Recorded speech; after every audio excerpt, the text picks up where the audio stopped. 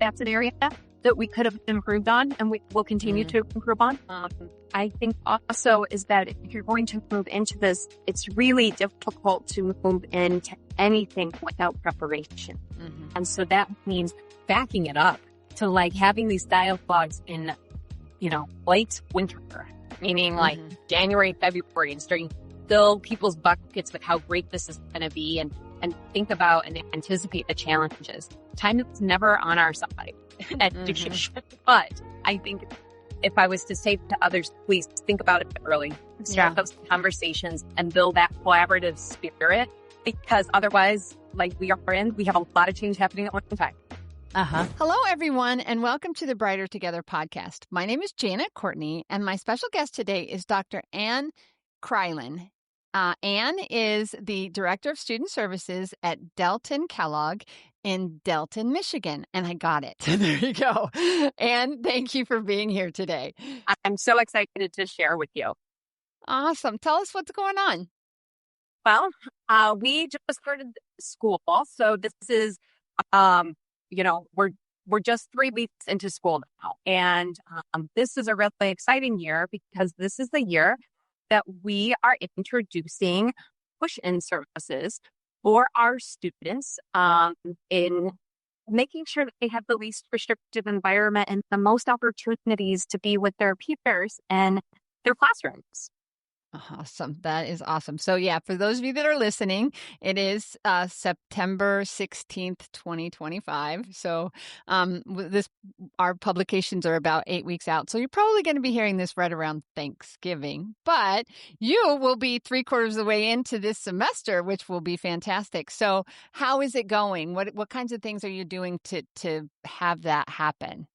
So one of the things that we really put in place from the very beginning was looking at our students and as the district and understanding why we have students where they are. And I'm new to the district as of a year ago. So I'm 1 year into Delton, and our school district has a 18% population with individualized education plans. That means that of a very small school district of 1,100 children, that we have more than 200 who receive special education services. Yeah. So I came in and I said, well, what are their needs? Let's start with them. What are their strengths? What are their needs? And let's break apart the minute formula. So many times when a student is evaluated and seen to have needs in reading, vocabulary, comprehension, fluency, writing, math, we use a 30-minute increment for each of those areas. Well, that becomes a lot of minutes every day for a student to be outside of their classroom. So we sat down as a team and we really thought about what is it that qualifies this student to be pulled away from their classroom? And could we instead push in and help that student as well as the 3 other students with education plans and work more collaboratively with the teacher? So we are doing that in kindergarten through 5th grade. And then in our 6th, 7th, and 8th grade of middle school, they are doing kind of a little bit of a hybrid, if you will. This is a slow roll because in middle school, you have different classes for different subjects.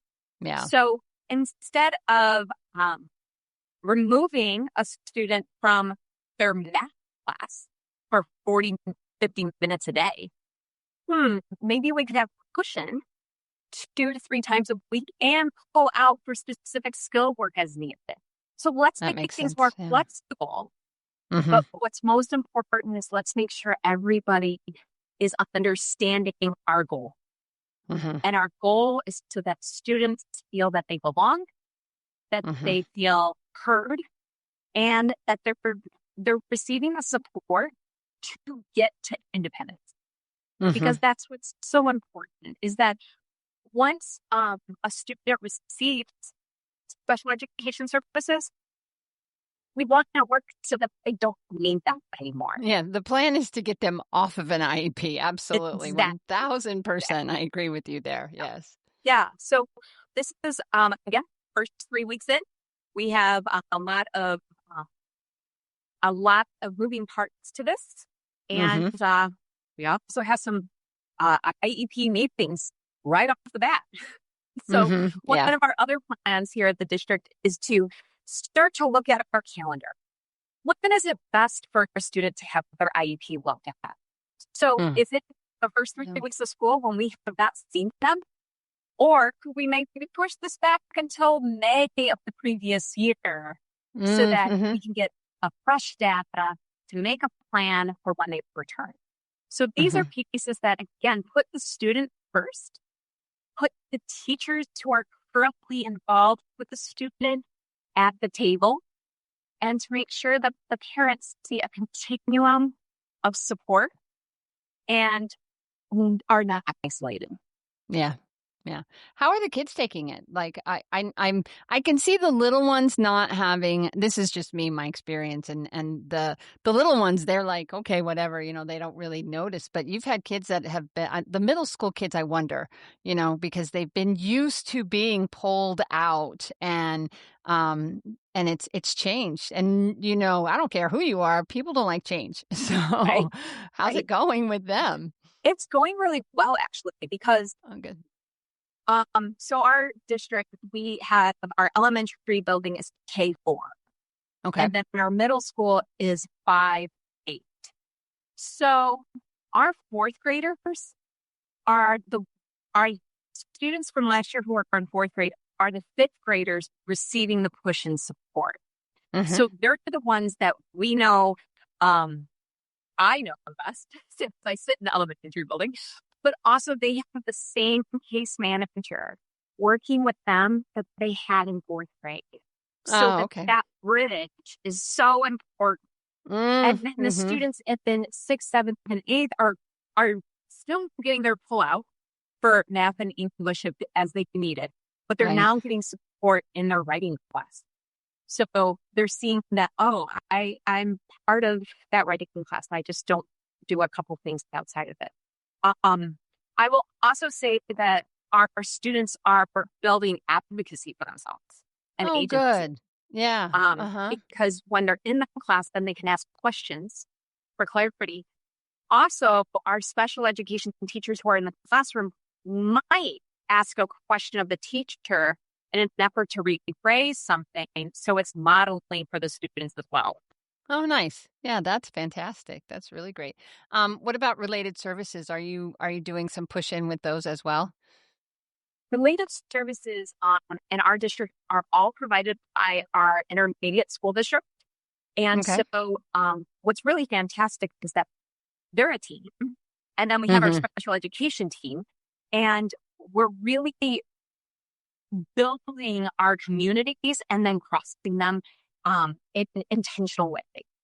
So related services continue the way that they've always been.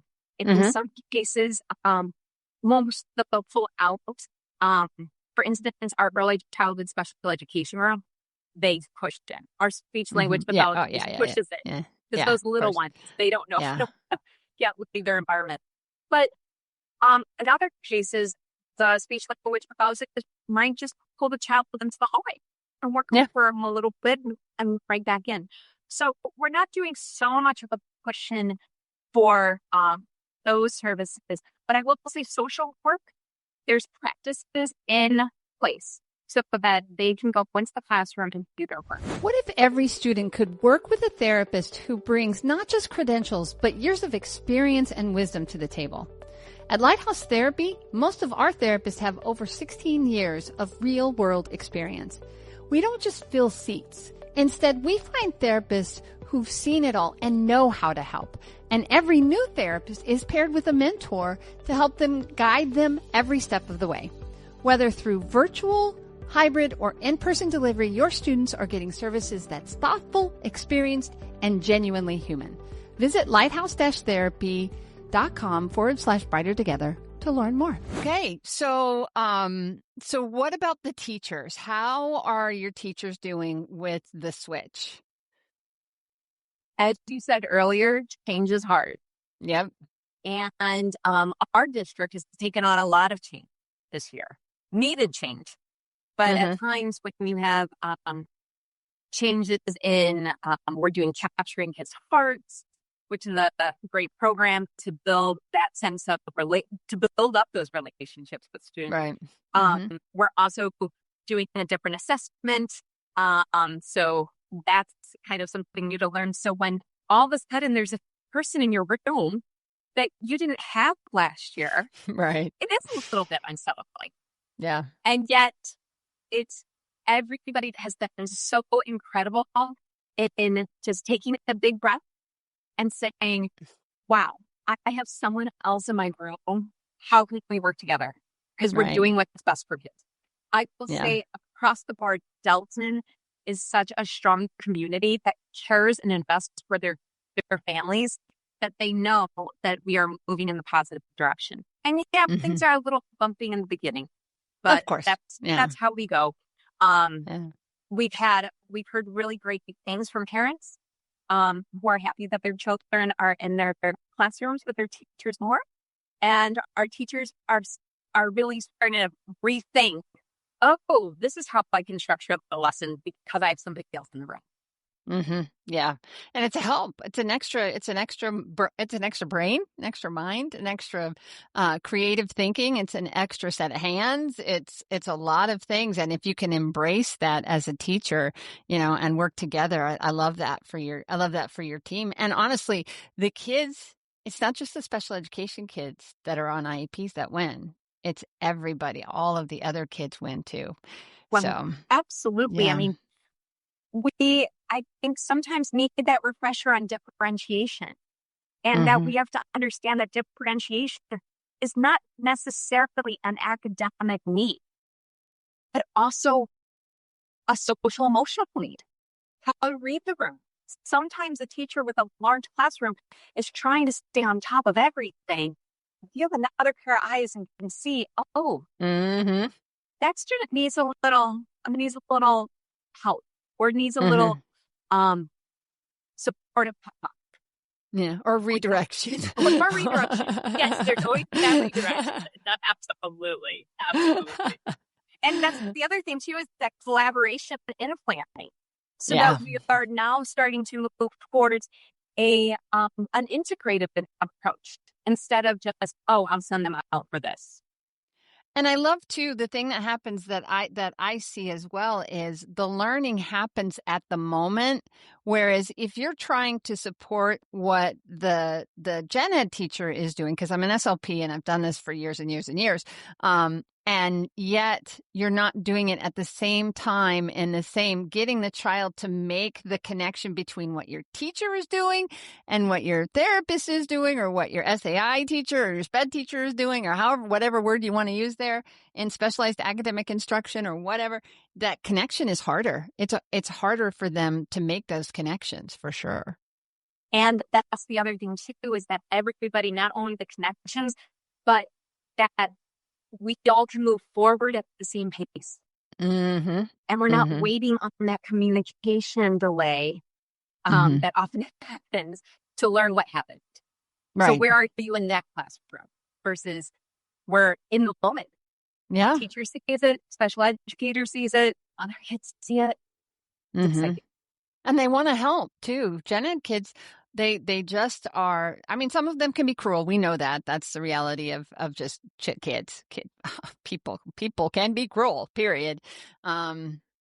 This last week is a testament to how cruel people can be. But it's amazing when you see kids that are just stepping into it. They step up and they embrace the students and help. And it's a beautiful, beautiful thing when the kids embrace it. It really is. Are you seeing some of that? Absolutely. Yeah. It's really exciting to see that the students know their schedule, know when they have people coming in to help them, rather than I have to leave the room now. Mm, And that there's mm-hmm. the sense of walking taller. Yeah. Yeah. Yeah. It's not that it does definitely decrease the stigma of being pulled out, being Agreed. pulled out of the classroom because you need extra help and, all of that. So that's fantastic. I'm so excited for you guys that this is, there are definitely, I've talked to some other schools and some other professionals that are doing the same thing. And some have been doing it for years and some are just getting started like you guys are.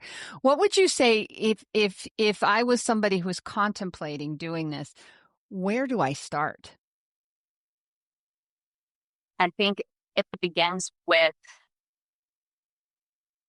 finding out where are the students Mm, and what are their needs. I think one thing that's important is to involve all of the stakeholders in the conversation.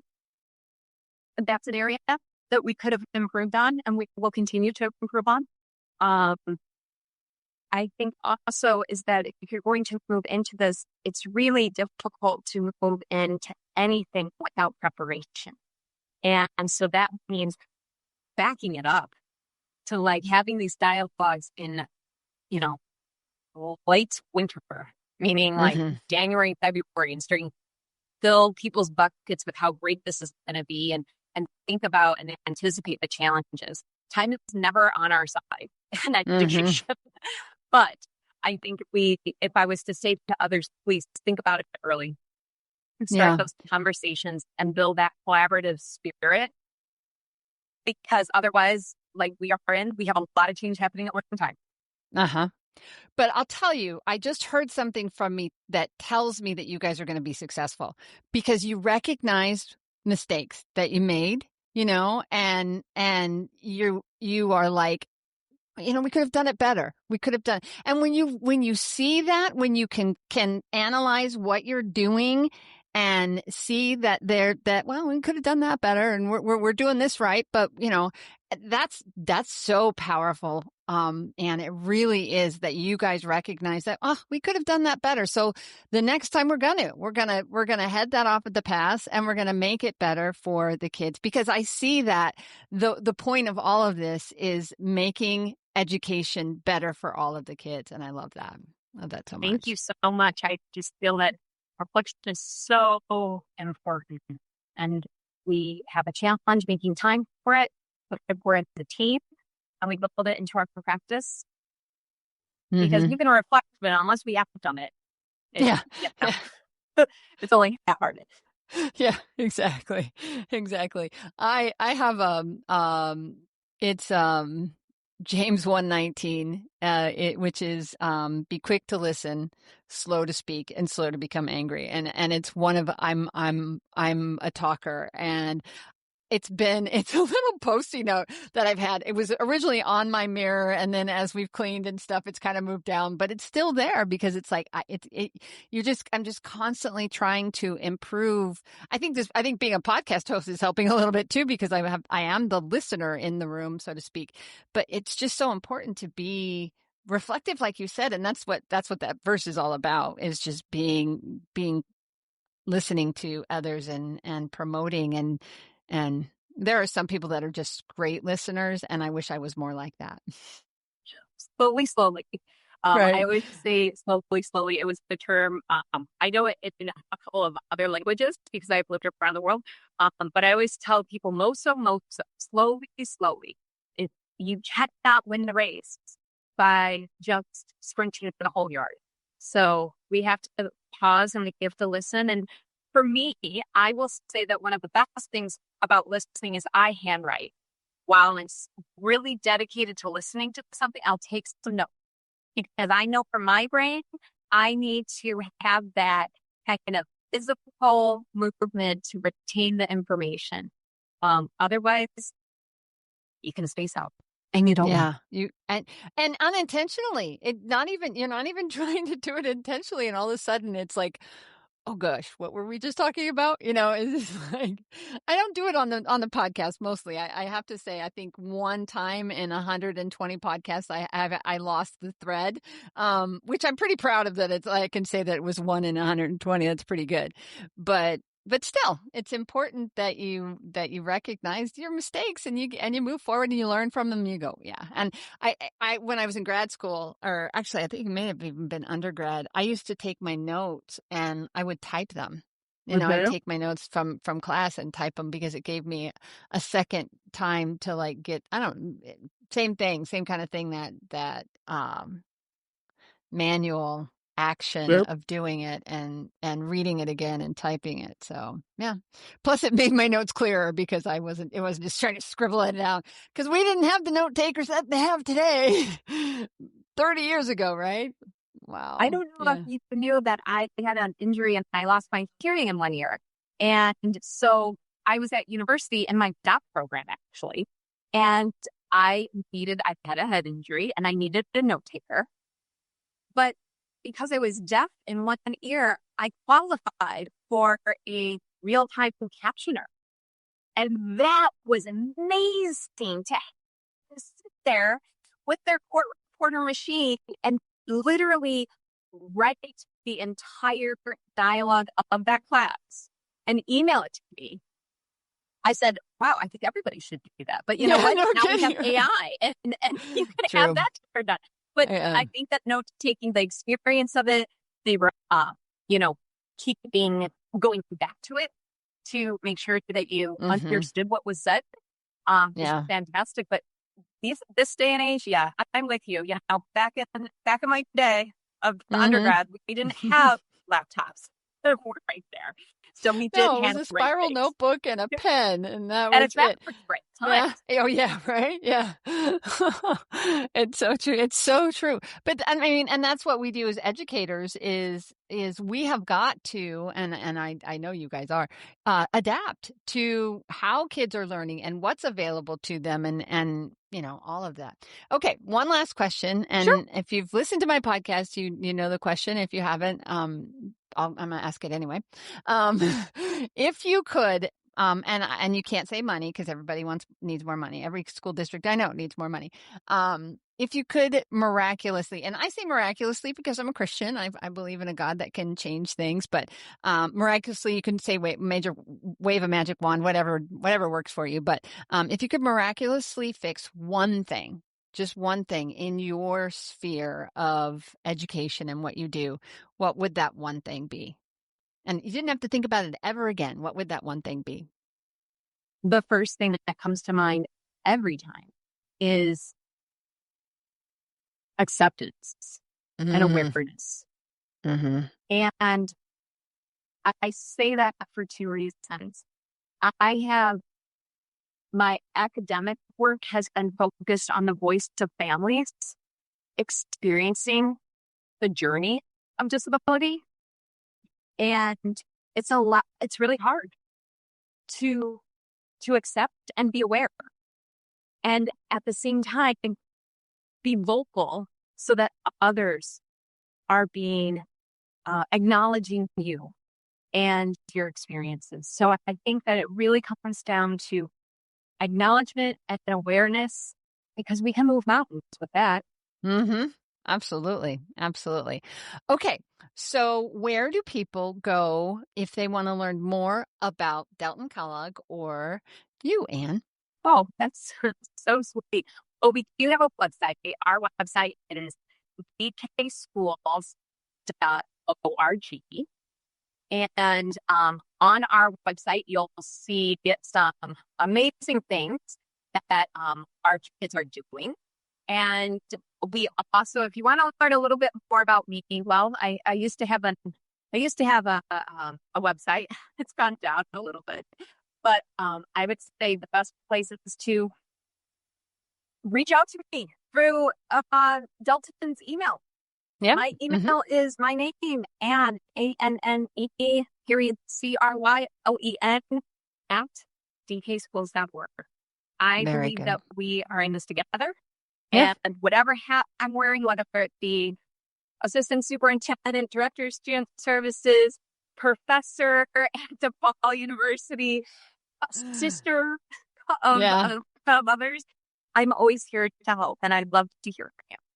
Awesome. Awesome. I love that. Yeah. Yeah. You wear a lot of hats. For sure. We all do. For sure. Yeah, we all do, don't we? Yeah, I love it. And this is one of my favorites. I have told my team, I mean, I love what we do at Lighthouse and I love being the CEO and the journey that we've been on. But doing these podcasts is a really, it's just been fun. It's exciting. I'm getting to meet so many amazing people, and I get really, really frustrated when I hear in the media people bashing education. It's like, you are taking one test score and putting everybody into the same dang bucket. And and that's part of the reason why we do this, because we're brighter together, right? And people need to hear it. Exactly. People need to hear it. So Anne, thank you for your time and thank you for this conversation. It's been fantastic. I appreciate it and hope you have an amazing rest of your day. Thank you.